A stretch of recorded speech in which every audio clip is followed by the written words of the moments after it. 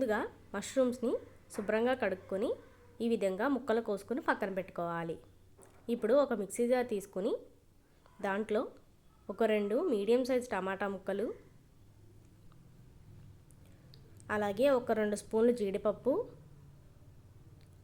అలాగే ఒక స్పూన్ నూపప్పు, అలాగే ఒక అర స్పూన్ జీలకర్ర,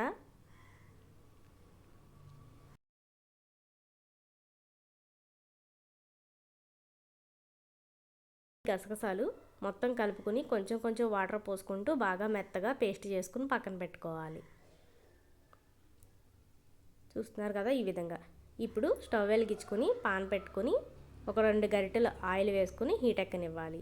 ఈ కూరకి ఆయిల్ ఎక్కువే పడుతుందండి. ఆయిల్ హీట్ ఎక్కిన తర్వాత ఒక 2 ఉల్లిపాయలు, అలాగే 3 పచ్చిమిరపకాయలు ముక్కలుగా కట్ చేసుకుని వేసుకోవాలి. ఉల్లిపాయలు బాగా సన్నగా తరుక్కోవాలండి. ఒకసారి అంతా బాగా కలుపుకొని ఉల్లిపాయలు బాగా మగ్గేంత వరకు మగ్గించుకోండి.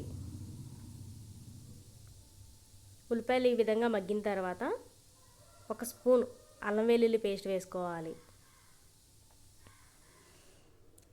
అల్లం వెల్లుల్లి పేస్ట్ కూడా పచ్చివాసన పోయేంత వరకు వేయించుకుంటూ ఉండాలి.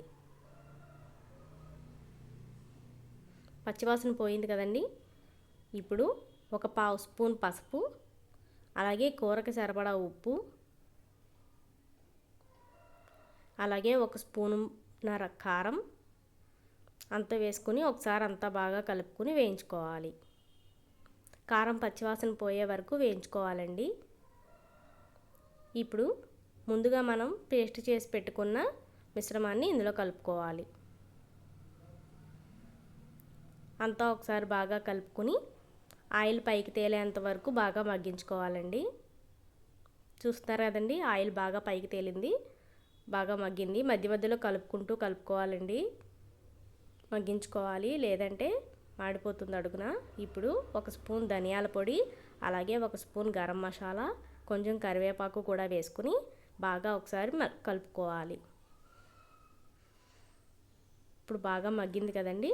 ఇప్పుడు మనం కట్ చేసుకొని పెట్టుకున్న మష్రూమ్స్ని ఇందులో వేసుకోవాలి. అంతా ఒకసారి బాగా కలుపుకోవాలి. మసాలా అంతా మష్రూమ్ ముక్కలకి బాగా పట్టేలాగా బాగా కలుపుకుంటూ ఉండాలి.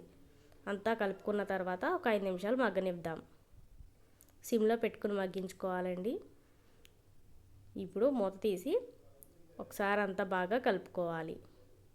అడుగంటుకోకుండా కలుపుకుంటూ ఉండాలండి. ఇప్పుడు అంతా కలుపుకున్నాక అదే మిక్సీ జార్లో ఒక గ్లాస్ వాటర్ పోసుకొని కూరలో పోసుకోవాలి. అంతా ఒకసారి బాగా కలుపుకొని ఉప్పు కారం అడ్జస్ట్ చేసుకుని కొంచెం కొత్తిమీర వేసుకొని ఒక 10 నిమిషాల పాటు బాగా మగ్గించుకోవాలి.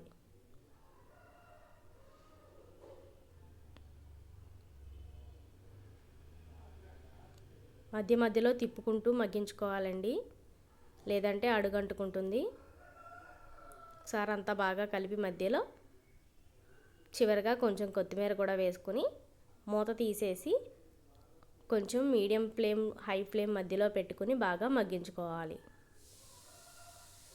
అంతేనండి, ఎంతో టేస్టీగా ఉండే మసాలా మష్రూమ్ కర్రీ రెడీ.